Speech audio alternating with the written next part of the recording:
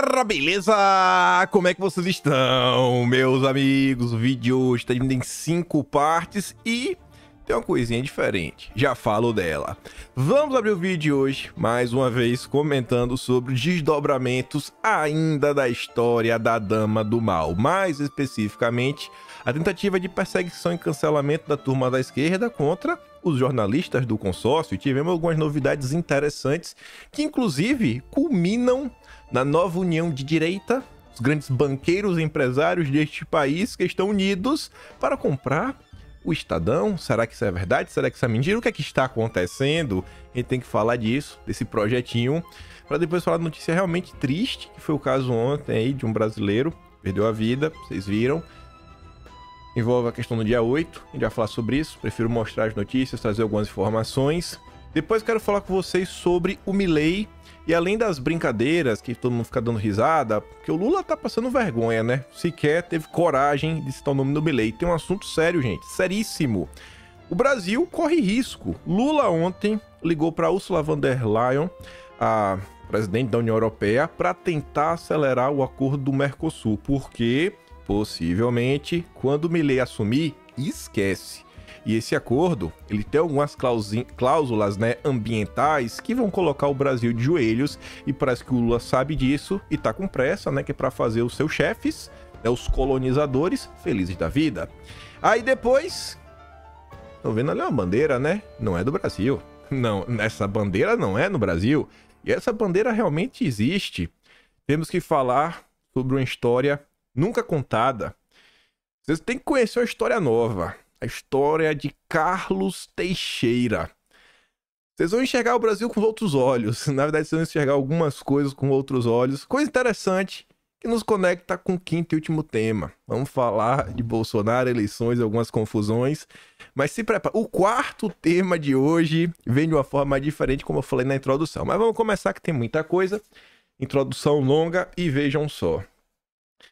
Desdobramentos envolvendo os personagens dos últimos dias. Samuel Puncher, aquele jornalista famoso do Metrópolis, que inventou a história do Shadow Cabinet contra Bolsonaro e tantas outras coisas, ele colocou um recorte da revista Fórum, aquela que trouxe com exclusividade a tal denúncia contra a Andresa Matais, e o recorte fala o seguinte: isso importa saber porque tudo tem um contexto. E na noite anterior, Samuel Puncher, também do Metrópolis e conhecido propagador de fake news. E por que isso é relevante? O próprio Samuel Puncher destaca: é a hipocrisia da esquerda. Ele fala, só para encerrar por aqui, a atenção para essa gente, quando era sobre o governo anterior, ele era a fonte. Quando Samuel Puncher trazia informações contra Bolsonaro, ele era respeitado. A opinião dele valia. Agora não vale mais. Por quê? Porque ele está contra o Lula. Por cobrar o governo atual de forma similar, virei propagador de fake news. O público que tire as suas conclusões. Aí tá ali, ele colocou 4 notas onde ele é citado na revista Fórum. Abordado pelo jornalista Samuel Puncher, Abraham se recusou a responder se era a favor da prisão de ministro da corte, conforme disse em reunião ministerial do dia 22 de abril. A outra: o momento em que o presidente se preocupa em dar o exemplo foi destacado pelo jornalista Samuel Puncher do portal Metrópolis. Assista. 2 dias depois, ela aparece falando sobre o aplicativo em uma unidade de saúde de Manaus. As informações são do jornalista Samuel Puncher. E por fim tá ali, ó, Pedro Batista, ex-diretor executivo da Prevent Senior, em uma live com Paulo Zanotto e cientista da USP, né? Fonte, Metrópolis, por Samuel Puncher. É assim que funciona a esquerda. Para a esquerda não existe aliado, para a esquerda não existe jornalista, tem nada. Para a esquerda é o seguinte: você é útil ou você não é útil. Nesse momento, o Samuel Puncher não é útil. Neste momento, o Estadão não é útil. Acabou. As coisas são simples. Para a esquerda é preto e branco. Simples. Ou você é útil ou você não é útil. Se você tá contra o Lula, a gente vai te descartar.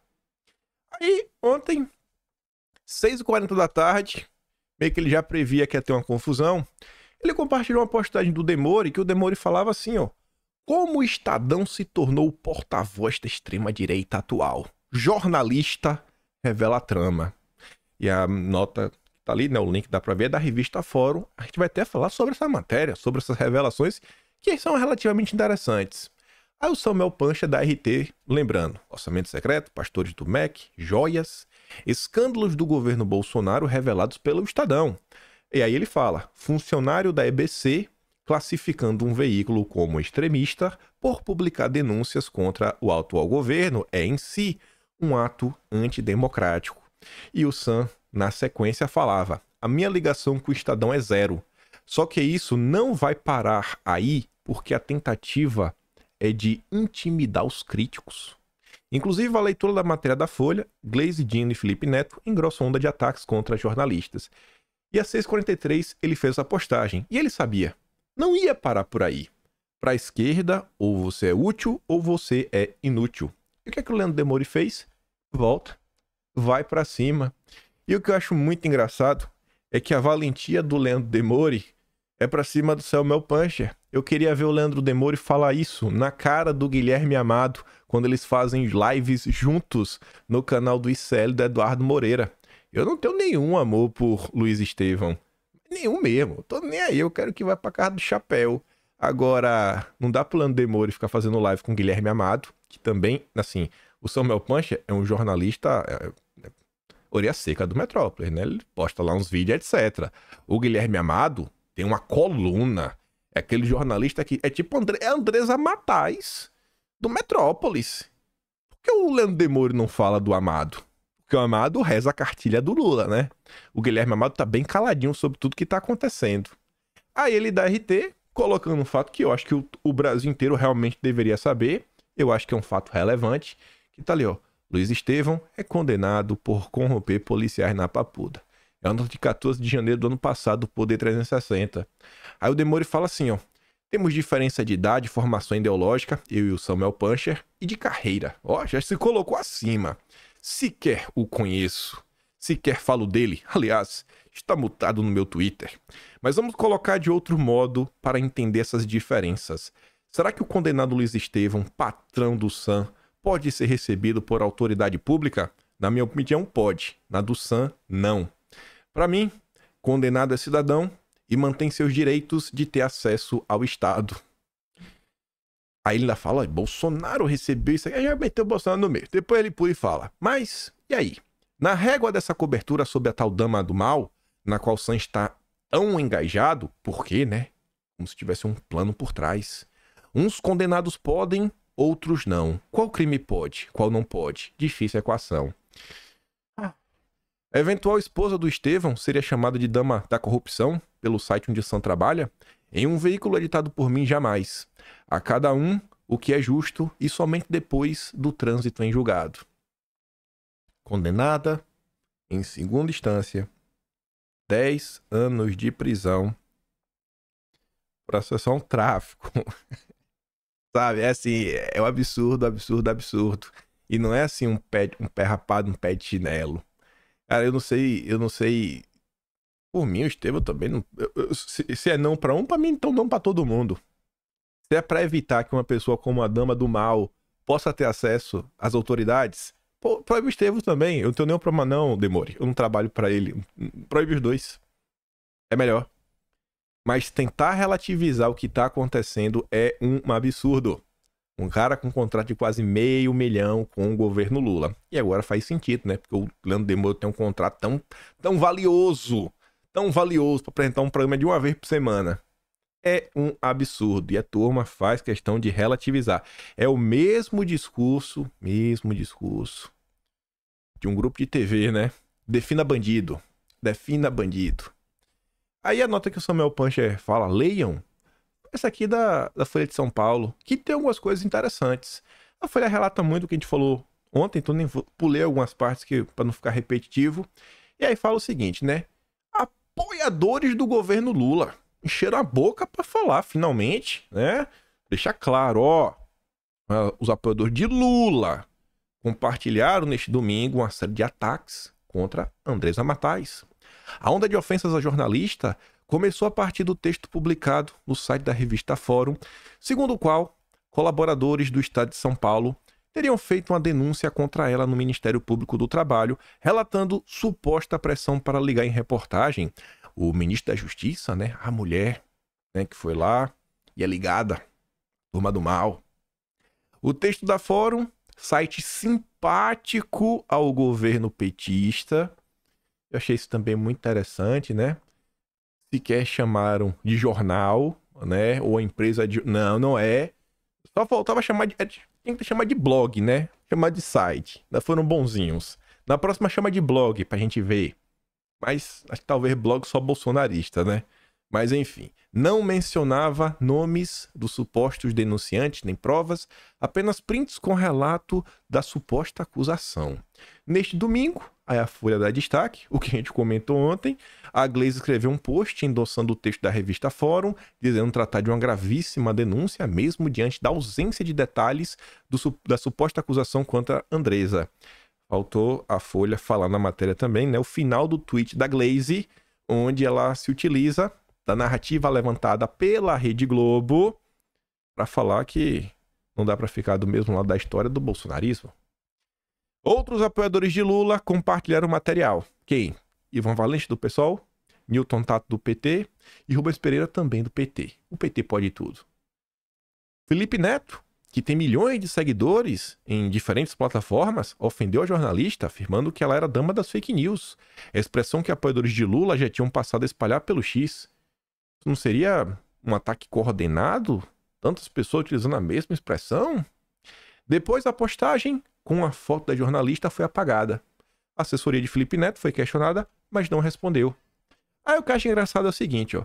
Para gravar, trata-se de um ataque que mesmo anônimo virou matéria? Não é a primeira vez que uma mulher jornalista é alvo de uma rede antidemocrática. Aí a Andresa Matais cita o caso da Patrícia Campos Melo. Ela enfrentou esse drama. Cara, peraí, Andresa. A denúncia da Patrícia Campos Melo foi igualzinha. Até hoje, nós estamos em busca das provas.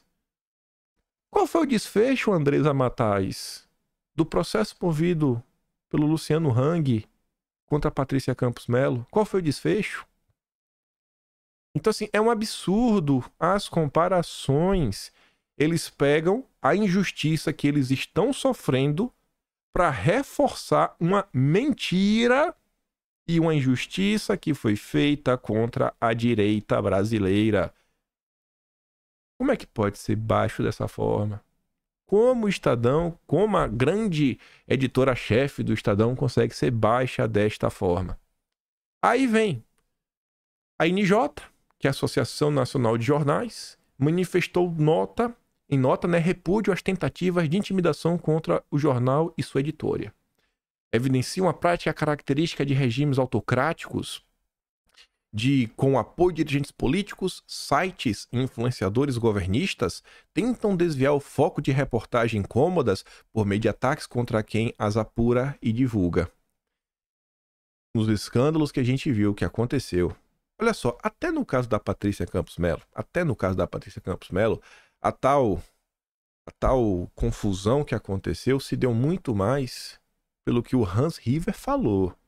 E a imprensa, assim, de forma coordenada, falou que foi mentira.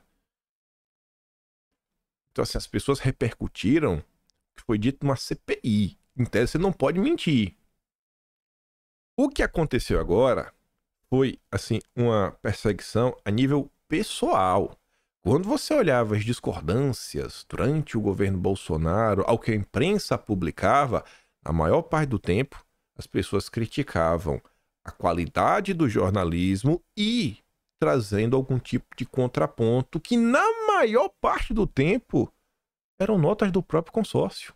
A nota da Globo, que desmentia do Estadão, a nota do Estadão, que desmentia da Folha, a nota da Folha, que desmentiu o Metrópolis, a nota do Metrópolis, que desmentiu o UOL, e assim a coisa sendo construída. Mas eles tentam igualar os inigualáveis. É tipo a estratégia da turma do voto Lulo.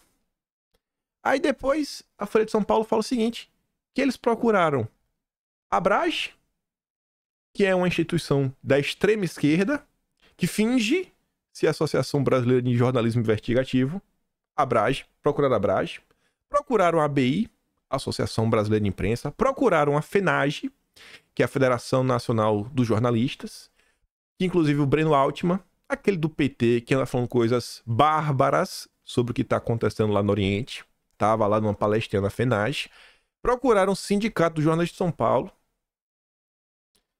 mas não houve manifestação sobre os ataques até a publicação deste texto. Estes são os grupos que representam os tais jornalistas. Eles sequer têm coragem de defender Andresa Matais. Nem Andresa Matais, essas pessoas têm coragem de defender. Porque, cara, a Abrage não é a Associação Brasileira de Jornalismo, é a Associação Brasileira de Lulistas. De lulistas. São braços do lulismo. Todos esses grupos. Quem cala, consente. Quem cala, consente. Quem cala, consente. Olha tudo que aconteceu. É quanto o Estadão, jornal de mais de 100 anos, dos fundadores da bucha. E tá aí. Outras instituições, como a Comissão Arnes, não se pronunciaram. Sabe quem é a Comissão Arnes? É aquela que em março do ano passado, em março de 2022, ao lado da Fundação Perseu Abramo do PT, ao lado da Conectas, ao lado do artigo 19, no mês de março de 2022, tiveram a primeira reunião com, inicialmente, os assessores dos parlamentares do Partido Democrata, para falar que o Brasil estava em risco. A ameaça democrática, da liberdade de expressão, isso, os jornalistas estão sendo atacados. E ficaram nesse processo, assim, um ano inteiro, fazendo uma campanha de fora para dentro contra Bolsonaro, para a democracia vencer. E a Comissão Arnes agora desaparece. Desaparece. Por quê? Porque eles são lulistas. Essas pessoas só estão aí para defender o Lula e a esquerda. Ou seja, a Andresa Matais, ela é útil ou é inútil? Neste momento, ela é inútil. Também procurado o Prerrogativas, o grupo de advogados lulistas, por meio do seu coordenador, o Marco Aurélio de Carvalho, manifestou solidariedade a Dino e defendeu o direito de defesa da jornalista. Ele não teve coragem de repudiar o que aconteceu com ela. Não, eu defendo o direito de defesa. Você vê como são as coisas. Você vê como são as coisas. Cotado para ser ministro da Justiça. Não que o Flávio Dino tá no pacote, né? A Folha tá apontando isso. Esse é o Brasil do Lula. Que só chegou onde chegou graças ao Estadão, à Folha de São Paulo, ao Metrópolis, ao UOL, à Veja, principalmente à Globo. Aí a matéria do Demônio é essa daqui. Essa traz uma revelação mais interessante. Eles recuperaram a fala do Fralda na entrevista que ele fez com o Felipe Dávila alguns meses atrás. 2 meses atrás. Tá ali, ó. Como o Estadão se tornou porta-voz da extrema-direita atual? Jornalista revela a trama. E aí o Marcelo Heiler, que foi o mesmo que revelou a nota exclusiva, ele fala sobre o Demore, porque o Demore fez um tweet. Ele repercute o tweet do Demore, né? São as caixas de reverberação, mas não tem nada coordenado, né? Aí veja só. Desde que o Lula foi eleito para seu 3º mandato, o Estadão optou pela verve encontrada no infame editorial em escolha difícil. Aí falar que já foi publicada na véspera do 2º play de 18, bababá, pbb, falando que o Estadão já está na oposição. Como se fosse um crime fazer oposição ao Lula. Por trás dos editoriais raivosos contra o governo federal, contra Bolsonaro era raivoso? Não. Alguma vez já foi utilizada essa expressão, aqueles editoriais mentirosos contra Bolsonaro? Não. Agora é raivoso. Por quê? Porque é contra o Lula. Há uma trama complexa que envolve bilionários em busca da construção de um grande meio de comunicação para combater o PT e a esquerda como um todo. Quem revela a trama é o jornalista Leandro Demore. O empresário Luiz Felipe Dávila admitiu em um podcast gravado 2 meses atrás que ele, André Esteves, Rubens Ometo e Abílio Diniz, que é sogro do Felipe Dávila, estão buscando meios para comprar o Estadão. A ideia do grupo bilionário seria juntar todo mundo, Estadão, Oeste, País Paralelo, Jovem Pan, um grupo nos moldes daquele comandado pelo Murdoch. Em seguida, Demore revela que a ideia seria combater esse governo perverso, falando do PT. Dávila também cita pejorativamente os Sleep Giants. O movimento de empresários faria parte de um arranjo político para apoiar, entre outros políticos, Kim Kataguiri. Olha só, já entrou MBL no meio. Para Demore, esse contexto ajuda a entender a campanha do MBL contra o seu trabalho. Agora faz muito sentido que o MBL tenha comprado essa briga e levantado hashtag para me atacar depois que fiz uma crítica à reportagem do Estadão. Afinal de contas, não podemos depreciar o produto, não é mesmo? Nada no mundo fica sem explicação por muito tempo.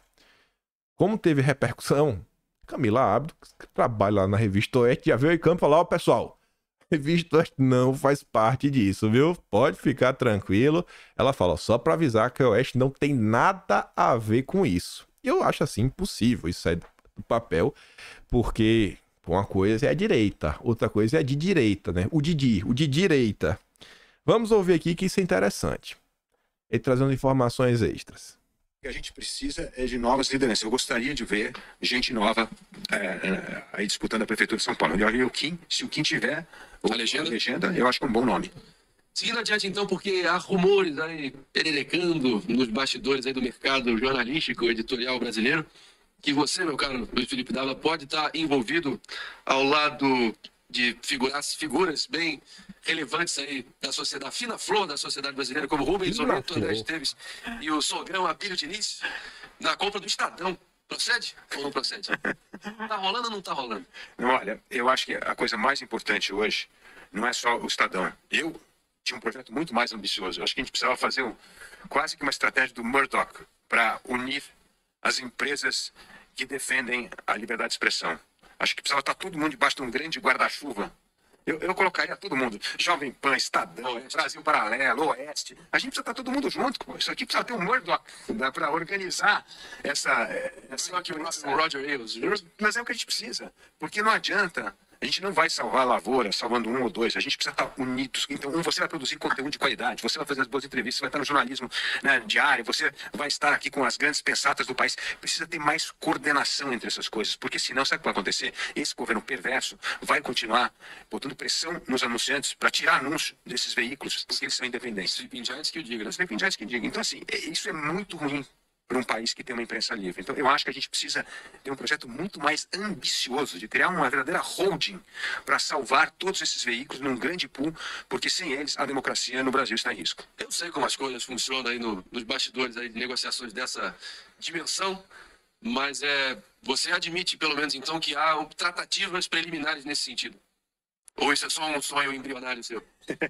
Está ainda numa fase de tentar angariar esse grupo para poder ter essa conversa. A conversa tá rolando. Vejam como são as coisas, né? Olha a união de direita. Já começa com novas lideranças. O bolsonarismo não pode fazer parte. Eles querem trazer, né, os votos, mas deixando o Bolsonaro de lado. É sempre assim. Aí, vamos pelo início. A fina flor da sociedade. Felipe Dávila. Vamos começar por ele. Foi candidato ao Novo ano passado, à presidência. Ficou em cima do muro. Murista, né? Não tomou lado em nenhum momento. Pregou voto nulo. Agora que é união. Agora que Bolsonaro tá inelegível, agora ele quer união. André Esteves. Falei pra vocês. 3 meses atrás. Conversando com um ex-ministro de Bolsonaro. Ele recebeu uma ligação do Moro. Já falando de 2022, e o meu ministro falou que já tinha tratativas, conversas, que o Ciro Nogueira também estava transitando muito, e que a turma do mercado aí, inclusive, tinha precificado o nome. O nome seria muito bom para 2022. Mas não vou falar quem seria esse nome, porque eu não vou dividir a direita. Mas não é o Zema. Não vou dividir a direita. Aí você tem o Abílio Diniz. Eu tenho até a nota aqui, tá? Não vou nem botar aqui no vídeo. Tá lá no final que falava assim. A Abílio Diniz disse, deixem a Faria Lima trabalhar. Deixa a Faria Lima trabalhar. A Abílio Diniz fez campanha pro Lula. Fez campanha pro Lula. Tá desde o início do governo, apoiando o governo Lula. Faz o L, mas com força. É do núcleo duro lá do Grupo Esfera também, né? Não precisa nem muito explicar muito. E a joia da coroa, que inclusive foi o nome que apareceu em destaque quando o Lauro Jardim trouxe essa informação no Globo, só é possível venda do Estadão, Rubens Ometo, o maior doador, pessoa física, da campanha do Lula. Mais do que o Valfrido Vardi. Aí você quer me falar que essa união, o maior doador da campanha do Lula, o primeiro empresário que o Lula recebeu, esta é a turma que vai salvar o Brasil. Essa é a turma que vai lutar pela liberdade de expressão. Então tem 10 anos que eles estão dormindo. Agora eles vão salvar o Brasil.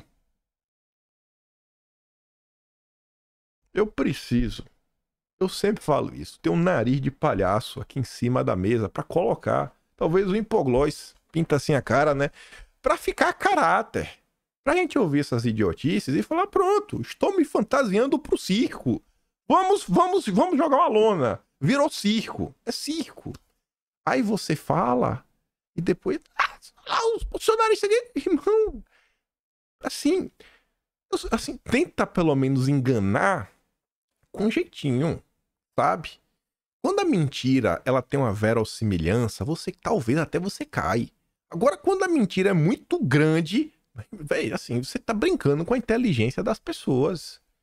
Assim, olha qual é o plano da turma. Se eles pudessem, eles comprariam. Agora pode. Era Bolsonaro, não. Por isso que eu fico maluco. Por isso que eu faço questão todo santo dia de lembrar, olha o que tá acontecendo, olha isso daqui, olha aquilo outro. A solução não passa por novas lideranças. A solução passa por um projeto de país sério. Essas pessoas, se ele pelo menos começasse falando isso, não tem que ter um projeto sério, isso, aquilo, outro, começa a propor algumas coisas, não nem isso. Ele tá muito mais preocupado com quem vai sentar na cadeira do que realmente a ideia. Essas são as coisas que acabam emergindo da confusão.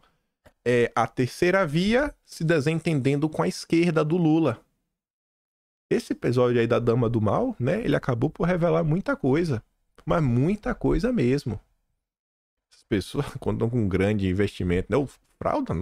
O Frauda, gente, o pai dele colocou o Janones em contato com o MBL. Ele conheceu lá, depois contou contato com o Alckmin. O pai do Frauda tava lá com a irmã dele e o parente lá dos Kennedy. Olha só olha o nível de riqueza do Frauda. A irmã dele namora com o Kennedy. Sabe o Kennedy lá? O presidente dos Estados Unidos. Pois bem, a irmã dele namora com o Kennedy. Nem brasileiro é. Eles estavam no evento do Lula. Tem foto fazendo L. Mas essa turma que vai salvar o Brasil. Aí, vou puxar aqui o Ometo. E pra gente pular o próximo tema. Ometo troca CEO da Cosan com os olhos na Vale. O Lula também tá de olho na Vale. Ele quer colocar o Guido Mantega. E o Lula chamou o Ometo pra conversar. Porque o Ometo é um acionista que tem mais de 5%. Ele tem 4,9%. O anúncio feito há pouco pela Cosan, no fato relevante que Luiz Henrique Guimarães renunciou ao posto de CEO, só reforça a percepção que todos que acompanham a Hold têm. Rubens Ometo quis fazer logo a sucessão na Cosan para que Guimarães fique mais livre para tentar se cacifar para a presidência da Vale. Ninguém duvida que o carioca Luiz Henrique Guimarães é o executivo número 1 da Ometo. Desde o ano passado, integra o conselho de administração da Vale, que por sua vez está deslanchando nesse momento o processo de sucessão interna. O mandato de Eduardo Bartolomeu termina em maio e Ometo trabalha com afinco para alcançar Guimarães ao posto. A Cosan tem 4,9% da Vale. São notícias aí graças ao Fernando Henrique Cardoso, né? Tirou a Vale do Brasil. Olha quem tá aí agora comandando tudo. Esta é a turma que vai salvar o Brasil. A turma de direita. São os de direita. Mas vamos lá. Vamos lá. Nossa, esse tema sempre acaba sendo longo. Ontem teve um negócio muito, assim, meu Deus do céu, né? Tristeza é pouco. Com certeza vocês acompanharam. O cara é do preso, no dia 8, veio a óbito. Eu fiz questão de trazer essa nota, porque, bom, a Monique Scheck, ela aparece nos diálogos da Vaza Jato, no contexto daquela multa, né, que Bolsonaro teve lá em Angra por pescar, que o negócio não podia, etc, tudo mais. Ela, inclusive, processou Bolsonaro, mas agora ela tá aí, ó. Em setembro, a PGR concordou com o pedido de liberdade apresentado pela defesa, porque ainda estava preso. O lavajatismo, né?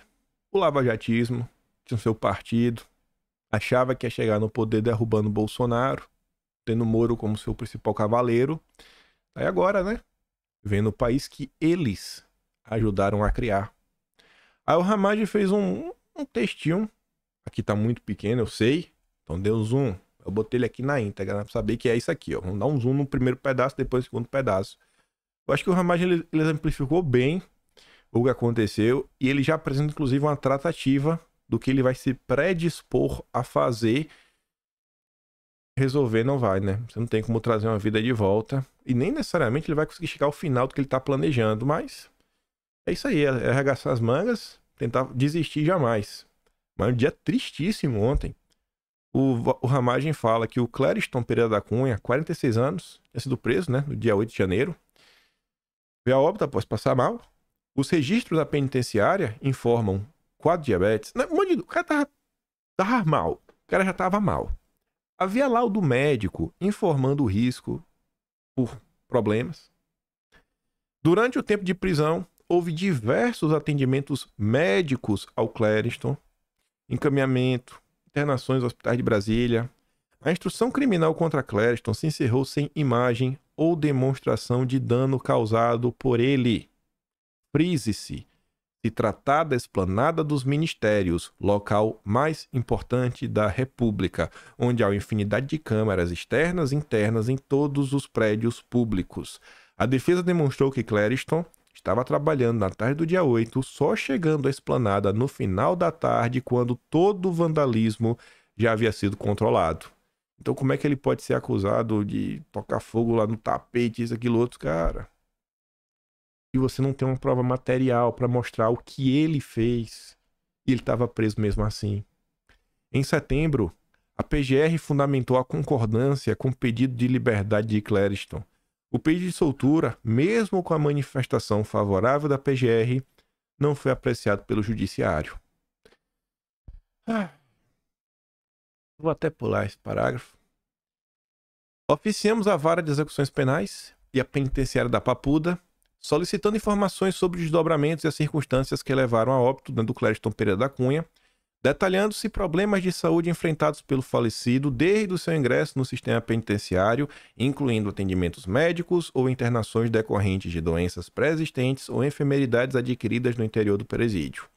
Esse caso extremo deixa clara a necessidade de submeter a Corte, seus ministros, ao controle disciplinar, além de administrativo e financeiro, do Controle Nacional de Justiça, né, o CNJ, o Conselho Nacional de Justiça.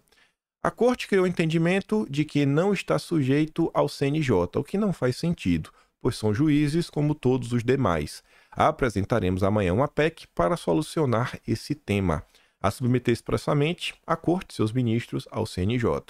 Um passo de diversos para efetivo controle e respeito constitucional dos poderes da República. E tá muita gente indignada com isso daqui. E não tem como não estar, né? É um caso realmente... Rapaz, não podia talvez ter evitado.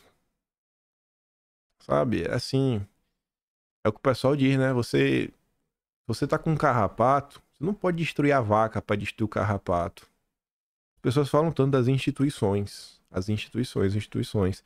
Eu acho que a verdadeira instituição que faz um país é o seu povo. Não existe país sem povo. Não existe país sem povo. A democracia dizem que é o governo do povo, né? A vontade do povo. Então... beleza, punições, etc, tudo mais, mas talvez um pouco mais de parcimônia, né? Agora já aconteceu.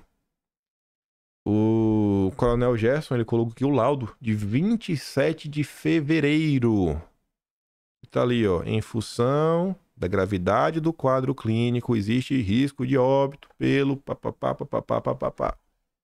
Já tinha sido alertado em um laudo assinado com a médica. Tá ali o CRM, dia 27 de fevereiro de 2023. Não era um cara que tava de migué, né? Pra eu fugir de punição. Gente. Aí o Rafael Globo fez aqui uma comparação. À esquerda, um criminoso. Ele tá ali, né? 10 passagens pela polícia, eu acho que são mais até. Acho que não são 10. Foi preso na sexta. Solto depois da audiência de custódia. E solto. Né? Tirou a vida de um turista. que veio pro show da Taylor Swift. Né? Solto na unidade de custódia. E olha o que aconteceu, já com passagens na polícia. E aí você tem o Clériston, preso há 10 meses, sem condenação. Desde fevereiro, vocês viram, tinha um laudo. Tinha um parecer favorável da PGR e veio a óbito.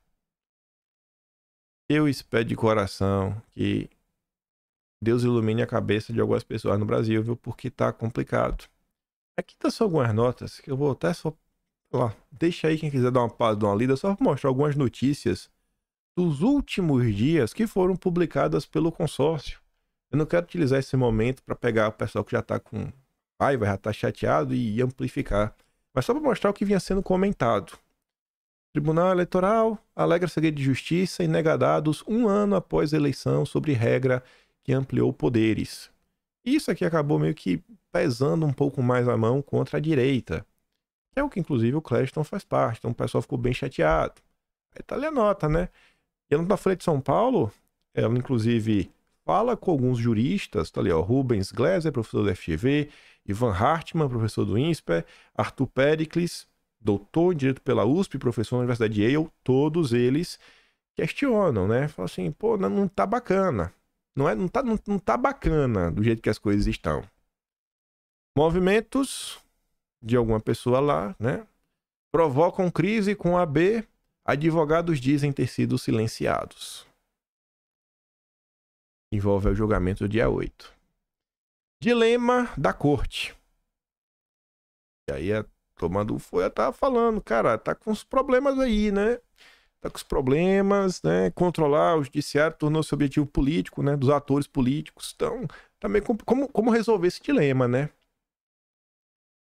OAB e Defensoria se indispõem contra atos de determinada pessoa contra pedidos de defesas.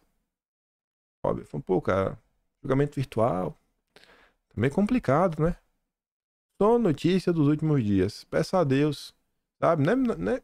Que pelo amor de Deus, toque o coração de algumas pessoas nesse Brasil. Que não deixe, sabe, a vontade de, sei lá, fazer justiça, às vezes cegar para algumas coisas que estão acontecendo. Porque tá ruim, viu? Tá ruim. E aqui tá ruim em vários âmbitos. A gente mal comenta sobre o judiciário. Você olha para a economia, você olha para relações exteriores, você olha para tudo que o outro está fazendo, você olha a questão da democracia, o jornalismo, tá ruim em todos os lados. A coisa tem que melhorar um pouquinho. O povo brasileiro não merece sofrer tanto. Mas vamos continuar. Sobre a questão do Milei, olha que engraçado. O Lula não parabenizou o Milei, né? Não falou o nome do Milei. A CNN nos conta que o Biden não cumprimentou o Milei. Deixou tarefa para o Departamento de Estado. Se eu bem me engano, o consórcio deu um chilique. Mas um chilique em 2021, o Bolsonaro não mandou os parabéns pro Biden. Agora as pessoas só relatam isso. Tá, o Biden... tá, mas e aí, vocês vão reclamar? Vocês vão chamar o Biden de antidemocrata? Vocês vão falar alguma coisa? O Biden não pode reclamar, né? Questão Trump volta. É tipo isso, né? Não pode reclamar do Lula, senão o Bolsonaro volta. Tipo isso, né? Isso aqui até... Estão tentando me fazer gostar do Milei. Não que eu desgoste dele. Eu só acho que o Milei tem algumas pautas que eu não assino embaixo. É um bom cartão de visita, né? Não ser cumprimentado pelo Biden é uma coisa bacana. E aí o Lula, como um bom vassalo, segue na mesma linha, só que o pulo é pior porque o Brasil tem ligações muito mais intensas com a Argentina, até por fazer fronteira. Lula pede cautela e defende tom moderado em relação a Milei, dizem interlocutores. Aí vem o Paulo Pimenta, ministro da SECOM do Lula, falar o seguinte. Ele diz que Lula só deveria ligar para o Milei após a Argentina pedir desculpas. Ofendeu o presidente. Lembrou que o Lula passou pelo sistema, como diria a dama do mal. É muita cara de pau dos petistas, né? Só que, vejam só, enquanto o Lula tá aí, triste, valeu. Vídeo call com o Milei, ligou pro Bolsonaro. Bolsonaro falou que vai lá na posse, dá um abraço nele. Falou que no que puder ajudar, vai fazer tudo pra ajudar. Mas Bolsonaro também é besta, né? Bolsonaro ajuda todo mundo, nunca vi um cara desse. Todo mundo que aparece, Bolsonaro dá uma mão, sem pedir nada em troca. Tem que começar a cobrar, Bolsonaro. Tá ajudando muita gente sem pedir nada em troca. Tem que começar agora a cobrar pra começar a se movimentar. Mas a parte interessante mesmo, do que eu queria comentar do Milei com vocês, é isso. Isso aqui é a parte, pra mim, desde que o Milei venceu até agora, isso aqui é a parte mais importante de todas.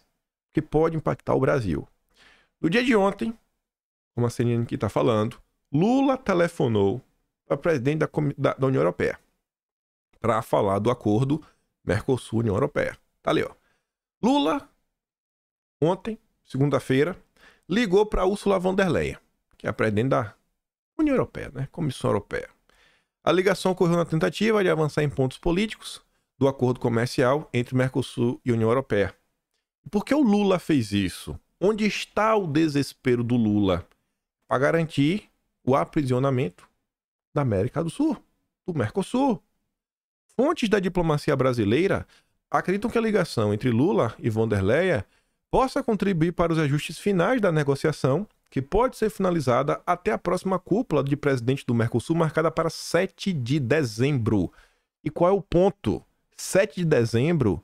Milei ainda não é presidente.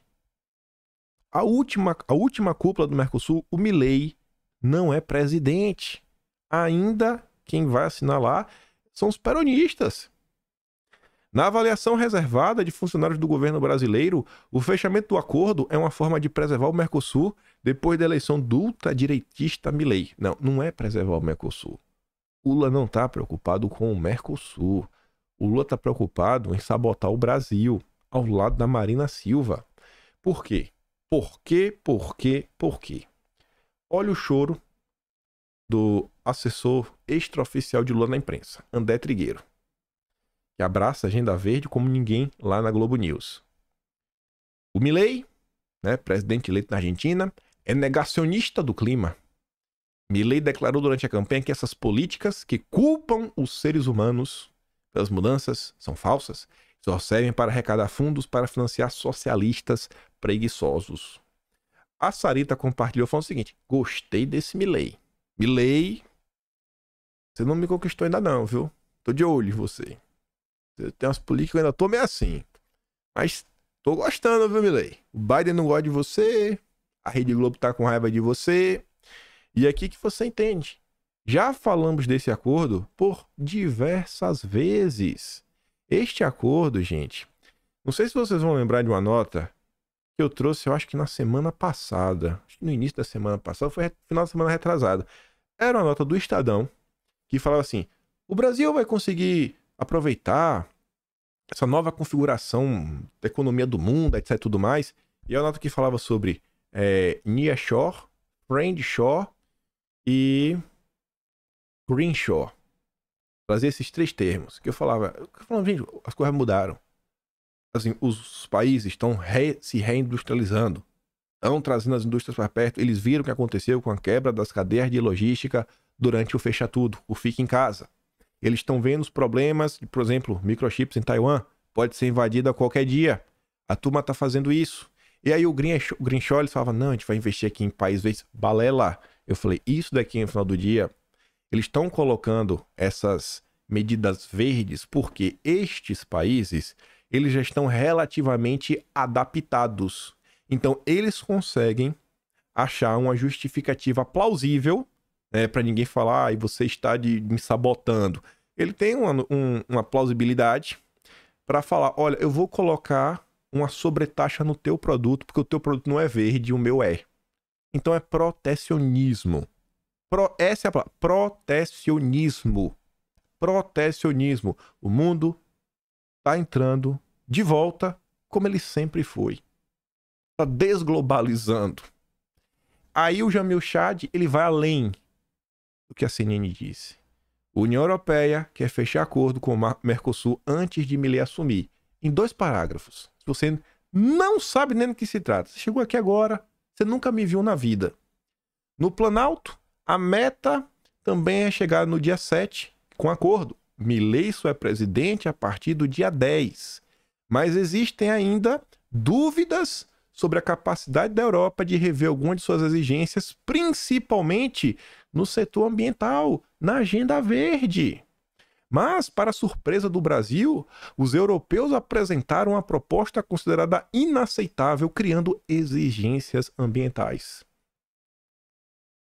A coisa é tão gritante que até o Lula tá meio assim de aceitar. Mas o Biden vai mandar, né? E o Lula tá de joelhos para a agenda globalista. Está claro, tá cristalino. Olha, gente, o Lula pegou o telefone para ligar para von der Leyen. Vamos fechar o acordo, vamos tirar do papel. É o que eu tô falando. Não, o Lula pode fazer um discurso outro, aí o BRICS, aí a Rússia, aí os comunistas. É só discurso. Ações reais, concretas, todas do Lula em relação à agenda globalista, tá aqui. Olha o que o Lula está se predispondo a fazer contra o Brasil. Temos até o dia 10 de dezembro. Até o 10 de dezembro. Que isso não saia do papel. Vamos ver até onde vai, né? E se isso sair do papel agora, vocês vão ver realmente, né? Sei lá, o problema que o Milei realmente pode ser no problema para a esquerda. Se isso sair do papel, realmente o Milei é um grande problema. Que eles deixaram algumas divergências de lado para tirar esse acordo do papel. Isso daqui é 100% anti-Brasil. Mas vamos lá. 15 minutos é pouco, porque eu ainda tenho que falar no vídeo hoje. Eita, o vídeo vai ficar meio longo. Temos que falar de histórias fictícias, mas que parecem realidade. Gente, às vezes você fala assim, né? Às vezes você conta a sua visão de mundo como uma pessoa de direita, um bolsonarista, e o isentão, ou a pessoa de esquerda acha que você é maluco. Ou então fala, cara, tu deve estar inventando história. Eu gosto muito de assistir animes. Um anime se chama Gundam Wing, antigo, já passou na Cartoon Network, muitos anos atrás. Ele tinha a Federação Terrestre, que é essa bandeira aí, ó. Eu sempre achava isso engraçado, a base deles era até na Amazônia. E nesse anime tinha a Fundação Rockefeller. Era a Fundação Rockefeller, era o braço globalista. Eu achava, nossa, velho, que coisa intrigante, hein? Eu já assisti já conhecendo um pouco de política. Mas a gente não vai falar disso só porque eu acho que eu criei uma imagem para pontuar. A gente tem que falar de Carlos Teixeira. Para vocês verem como o que a gente está vivendo tem nome, tem sobrenome, tem tudo. E eu queria mostrar para vocês uma pequena coisinha que eu fiz ontem, que eu acho que vocês vão achar muito interessante. Eu acho que eu achei muito interessante. Eu me predispus a bater um papo com a inteligência artificial, peguei a mais conhecida de todas, lá o ChatGPT, e pedi para ela criar uma história para mim. Vamos ver a história. Ver se a gente já viu essa história em algum lugar. Aqui algumas partes, né? Aqui é a parte 1. Como minha história começou. Eu cheguei para ele e falei o seguinte: ChatGPT, queria uma história verossímil ao mundo moderno e que fosse uma espécie de distopia. Para isso, eu queria que você inventasse o nome de um personagem que no início de sua carreira era um político da esquerda trabalhista e que ia chegar ao poder, traiu a sua base, constituída majoritariamente por sindicalistas, e passou a governar seguindo a chamada agenda identitária, agenda woke. E o acusam, na verdade, de seguir ordens do establishment ocidental, quando, na verdade, ele deveria estar trabalhando em conjunto com os países autocratas do Oriente, né? Os comunistas. Aí o ChatGPT começa. Aqui da tua história. Havia uma vez um político chamado Rafael Mendes, conhecido por sua origem humilde e ascensão na esfera política como defensor fervoroso dos direitos dos trabalhadores. Ele se destacou como uma voz incansável da esquerda trabalhista, prometendo mudanças significativas para diminuir as desigualdades sociais e fortalecer os sindicatos. Ao ganhar a presidência, Rafael Mendes foi rapidamente acusado de trair suas raízes e promessas. Em vez de promover políticas que beneficiassem os trabalhadores, ele se envolveu cada vez mais em uma agenda identitária, concentrando-se em questões de representatividade e diversidade, em detrimento das questões socioeconômicas. Vocês já viram isso em algum país? Onde a melhoria de vida do povo foi deixada de lado para avançar com uma agenda lacradora? Só na Federação da Terra, do mundo de Gundam. Sua base, constituída majoritariamente por sindicalistas e apoiadores da classe trabalhadora, sentiu-se traída. Manifestações, greves, ainda não chegamos nessa parte. Enquanto isso, boatos começaram a circular, sugerindo que Rafael Mendes, por trás das cortinas, estava obedecendo às demandas do establishment ocidental, um vassalo. Confrontado com essas acusações, Rafael Mendes negou veementemente, afirmando que suas políticas eram para promover uma sociedade mais inclusiva e progressista. No entanto, a nuvem de desconfiança continuou a parar sobre seu governo, dividindo a nação entre aqueles que ainda o apoiavam e aqueles que clamavam por sua renúncia. Enquanto isso, a imprensa independente e ativistas buscavam desvendar a verdade por trás das decisões políticas de Rafael Mendes, desencadeando a investigação que prometia revelar os segredos obscuros por trás da aparente mudança de direção de seu governo. Aí vem a parte 2. Eu falei, pô, eu estou gostando dessa história? Essa história precisa ter um... É porque ele acabou de chegar no poder. Só que ele não chega sozinho. E aí eu adicionei a Agenda Verde. Porque não é só a agenda da diversidade. Aí eu falei, ChatGPT, você poderia adicionar a chamada Agenda Verde SG no roteiro?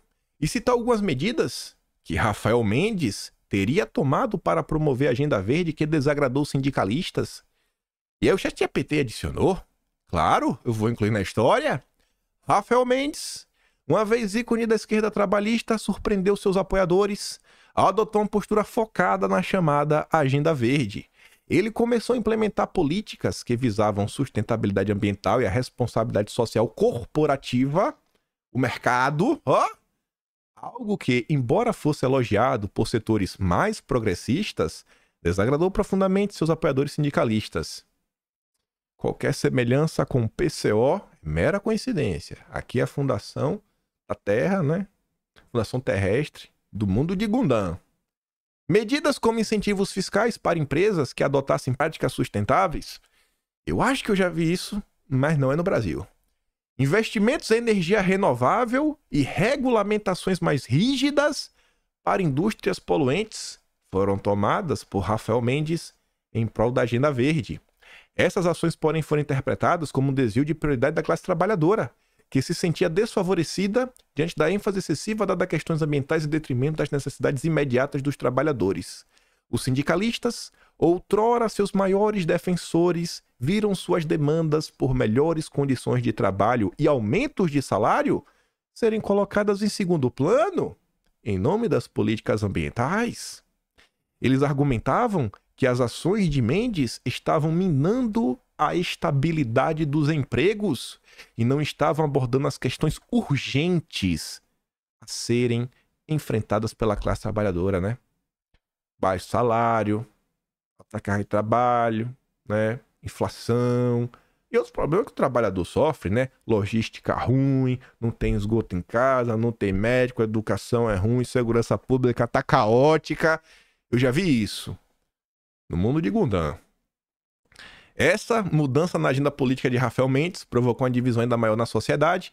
Enquanto alguns aplaudiam suas medidas progressistas em relação ao meio ambiente, outros viam suas ações como uma traição aos princípios pelos quais um dia ele lutou. A adesão entusiástica de Mendes à Agenda Verde, aparentemente em sintonia com os interesses ocidentais em termos de sustentabilidade, alimentou ainda mais as especulações sobre sua conexão com o establishment ocidental, ampliando as teorias que suas decisões estavam sendo influenciadas por interesses externos. Rafael Mendes, ícone da esquerda, um vassalo do globalismo, inclusive em detrimento dos trabalhadores do próprio país. A parte 3 já ficou mais interessante ainda.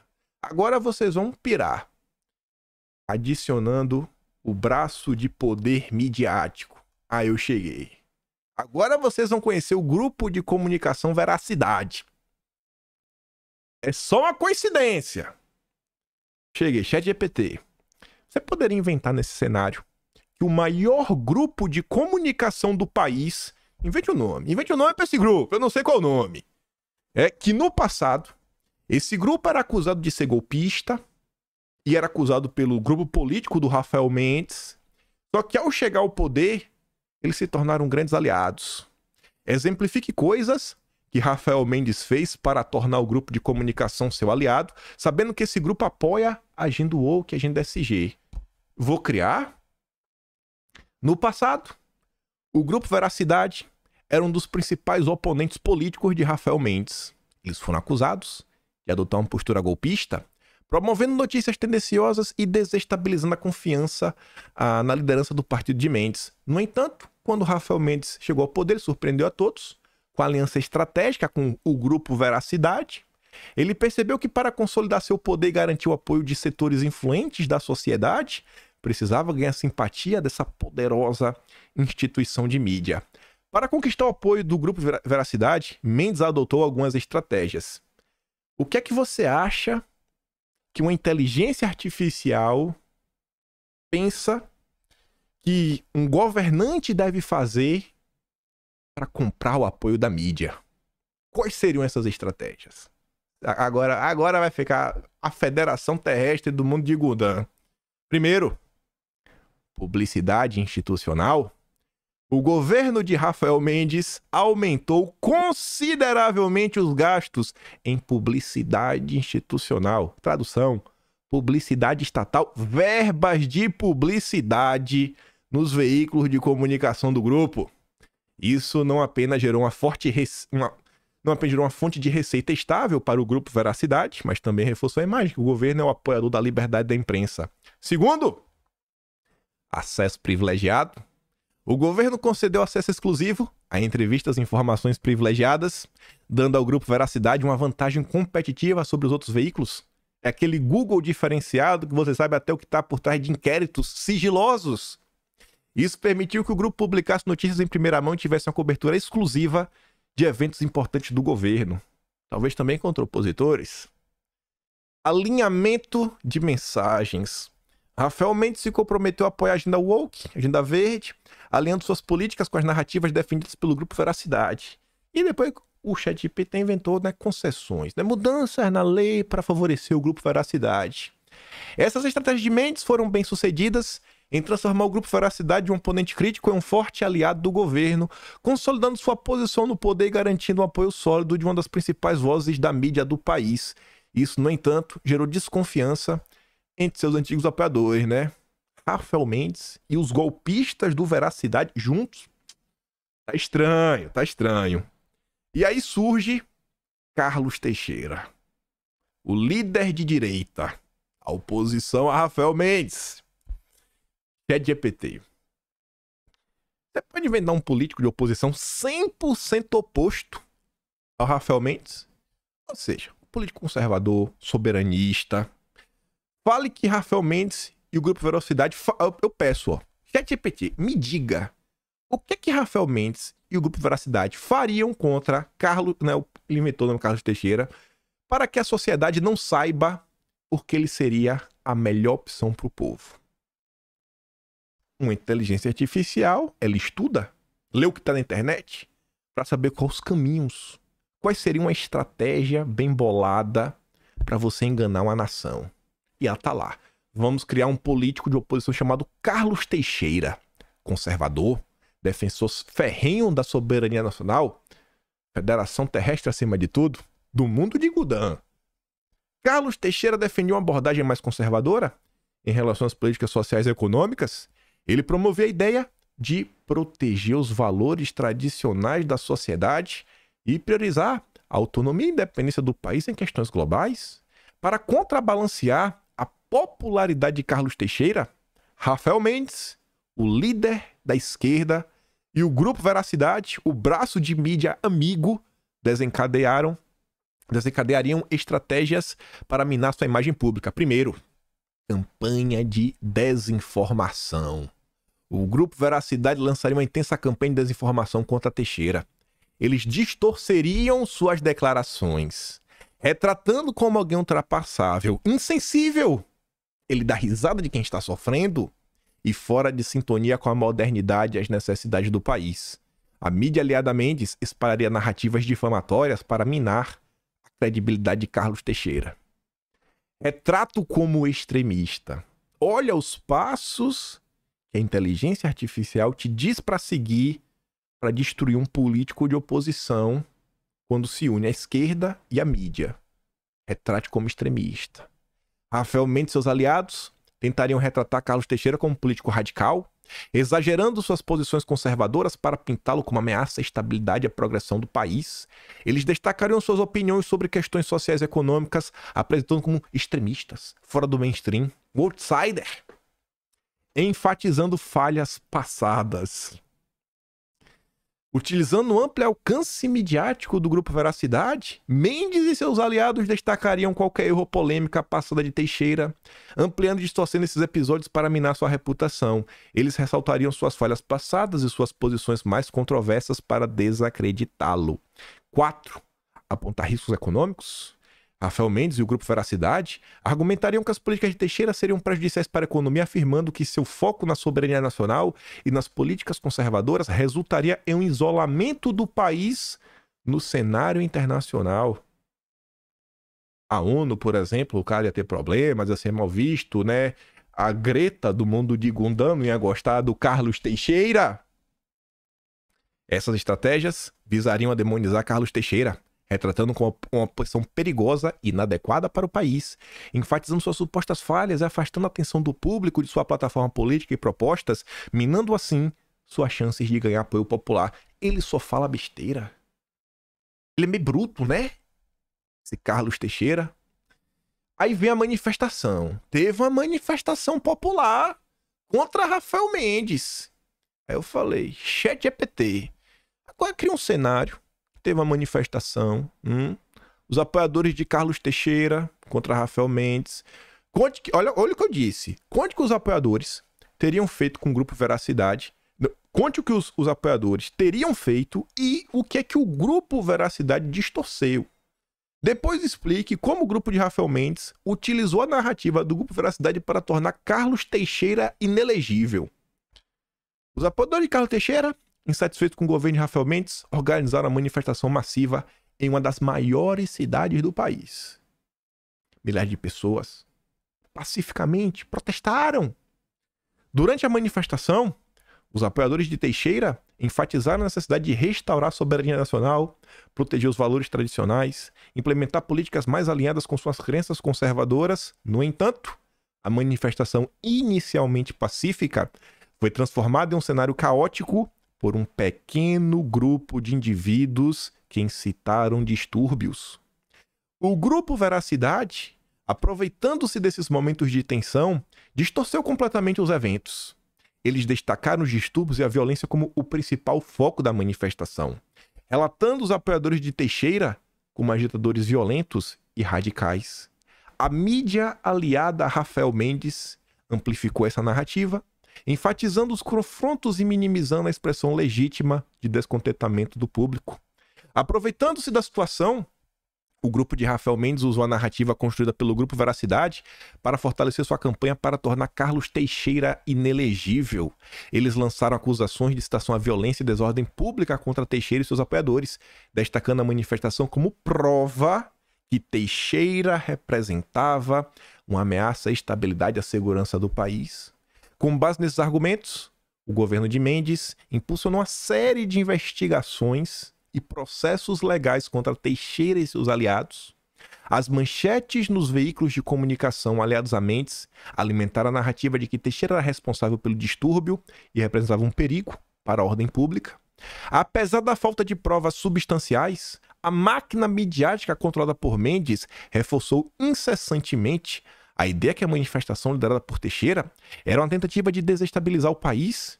Essa narrativa, combinada com os recursos governamentais e a influência do Grupo Veracidade, criou um cenário onde Carlos Teixeira foi gradativamente se tornando inelegível aos olhos do público, minando suas chances políticas e reforçando a posição de poder de Rafael Mendes.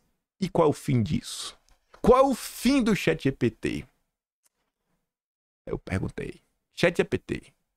Carlos Teixeira ficou inelegível, mas o governo de Rafael Mendes começou a apresentar toda a sua face autoritária junto a uma crise econômica. Descreva esse cenário deixando o futuro em aberto, inclusive com a possibilidade de frustração ser tão grande que talvez possam derrubar a inelegibilidade de Carlos Teixeira, já que tudo isso teria ocorrido apenas no primeiro ano de governo e ainda faltavam 3 anos para as próximas eleições. E nossa história ela vai caminhando para o fim falando que no meio de um ambiente político cada vez mais tenso, o governo de Rafael Mendes começou a mostrar sua face autoritária, buscando consolidar seu poder e suprimir qualquer forma de oposição.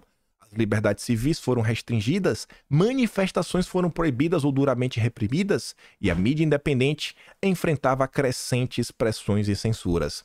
Simultaneamente, a crise econômica se aprofundava, exacerbada por políticas controversas adotadas pelo governo, a ênfase excessiva em agendas identitárias e ambientais em detrimento das necessidades econômicas imediatas resultou em crescente desemprego, inflação e descontentamento entre a população. A população começou a expressar sua frustração crescente em relação ao governo de Mendes. Aqueles que antes o apoiavam, agora questionavam suas políticas e suas ações autoritárias. O descontentamento era palpável, e os efeitos da crise econômica se espalhavam rapidamente por todos os setores da sociedade. Nesse clima de tensão e incerteza, surgiram discussões sobre a inelegibilidade de Carlos Teixeira. Com a crescente satisfação em relação ao governo de Mendes e a crise econômica, muitos começaram a reconsiderar a decisão de tornar Teixeira inelegível. A ideia que ele poderia ser uma alternativa à situação atual ganhou força entre aqueles que se sentiam desiludidos com o governo de Mendes. No entanto, a possibilidade de derrubar a inelegibilidade de Teixeira ainda enfrentava obstáculos significativos. O governo de Mendes e o Grupo Veracidade continuavam a exercer uma influência considerável sobre a opinião pública e os processos políticos. E revogar essa decisão exigiria um esforço monumental por parte da oposição e da sociedade. O futuro permanecia incerto, com o país dividido entre a insatisfação crescente e a repressão do governo e a esperança incerta de uma mudança política que pudesse restaurar a estabilidade da democracia. O cenário político permanecia volátil e os próximos anos seriam decisivos para determinar o destino do país e o rumo das próximas eleições. E aí, vindo para o planeta Terra, o Terra mesmo agora, verdade. A Bela Megali postou essa nota falando que Bolsonaro usa Lula como exemplo para voltar à disputa eleitoral de 2026. Bolsonaro tem evitado apontar o nome de um sucessor para 2026. Quando ele é perguntado quem que ele vai apoiar, ele recorre a ninguém menos que Lula. Há 4 anos, Lula estava preso e inelegível. Eu só estou inelegível, diz Bolsonaro a pessoas próximas. O que eu sei é que os passos que a inteligência artificial descreve no mundo distópico, mas verossímil, onde um governo de esquerda chega ao poder com apoio da imprensa, como são coisas que têm um ar de familiaridade. Talvez estejamos vivendo numa ditadura. Talvez, olhando todos os eventos. E eu sei que o vídeo já está longo. Eu já quero continuar. Eu quero trazer o último tópico do vídeo hoje, que é para pegar nessa sequência e de forma relativamente rápida. Não sou intérprete, não falo em nome de ninguém, só tenho procuração para falar em meu próprio nome. Agora, olha que engraçado. Ontem de manhã, 6h30 da manhã, Carlos Bolsonaro postou isso daqui. Profético. Profético esse tweet. Não sou o dono da razão. Somente é um fato. Grande parte dos políticos com capacidade, eleito graças a Bolsonaro, ou ainda não, os que ainda não se elegeram graças a Bolsonaro, mas que estão na fila do oportunismo, até hoje não entenderam o que é fazer como ele fez para se tornar uma liderança e tão temido pelo sistema. Qualquer um tem muito o que aprender, me incluo nisso. Mas o amadorismo para alguns, e seja lá o que for para outros, para não ser deselegante, não os permite ver que fotos e likes são consequência, não é resultado. Sendo que muitas vezes isso não tem relevância, é pelo Brasil.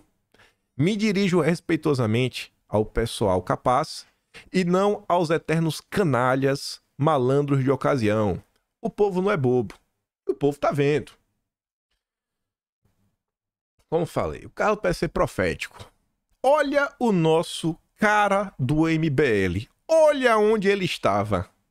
Na inserção de TV do PL. Ainda no dia de ontem. Virou matéria na Globo na madrugada de hoje. Da mesma Bela Megali. Inserção de propaganda do PL com ex-membro do MBL enfurece bolsonaristas. A inserção de uma propaganda partidária do PL com o ex-membro do MBL, Lucas Sanches, causou grande irritação entre elas de Bolsonaro. A peça fez com que o ex-presidente, que já descartou apoiar o Sanches, se sentisse traído na área de comunicação do partido. Duda Lima, não tem outro nome. É o chefe da comunicação do PL, é quem está sabotando a direita. Duda Lima. Ele reiterou que não endossará o nome do vereador. Tanto Bolsonaro quanto seus aliados foram pegos de surpresa com a veiculação comercial.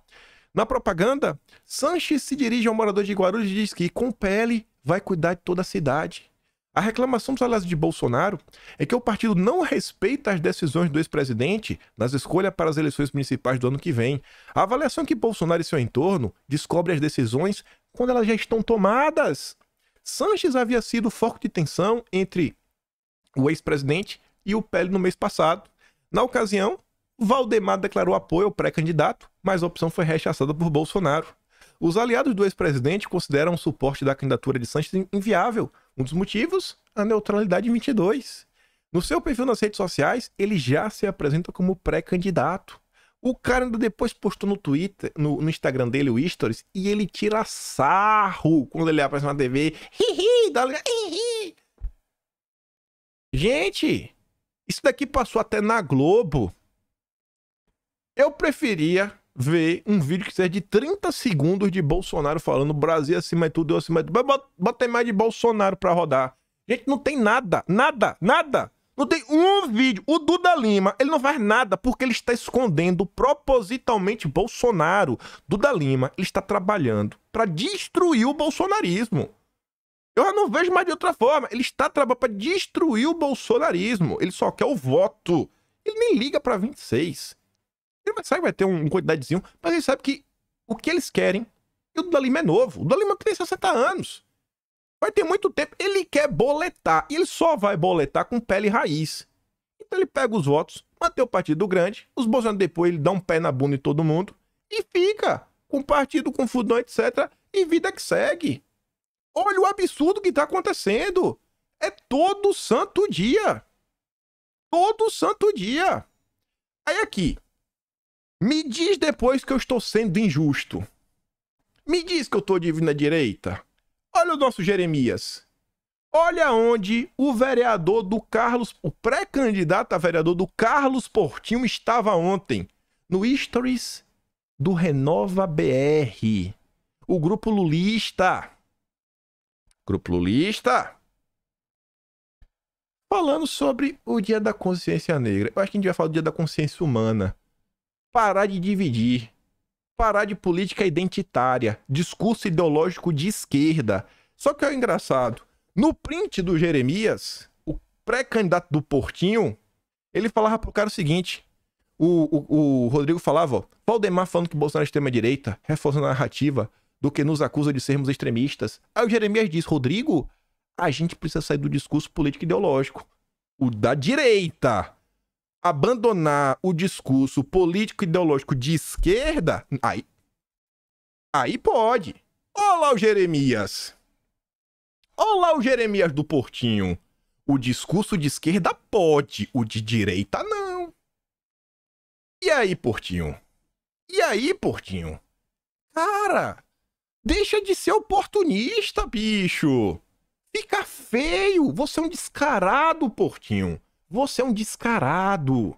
Você é um descarado. Você devia renunciar ao mandato. Você não é homem. Volta. Pede lá pros teus amigos te ajudarem a ser vice-presidente do Flamengo. Pede emprego de volta. Renuncia, cara. Você é um descarado. Descarado demais, velho. Não tem condição. Ou então, Portinho, vai na rede social e fala assim, né? O Jeremias se passou. O Jeremias se passou, eu discordo dele. Eu não acho que Bolsonaro é um extremista, sabe? Eu não acho que a gente tem que abandonar o discurso político ideológico. Vai, fala, mostra pelo menos que tu discorda, Portinho. Porque tá feio. Tá escancarado. Não são ilações. São prints. Canal oficial do Renova BR com selinho. Renova BR do Mufarege, que até tá com fundo agora, né? Com a Algó. para promover a agenda verde, que o Portinho... Portinho, você tem alguma relação com isso, Portinho?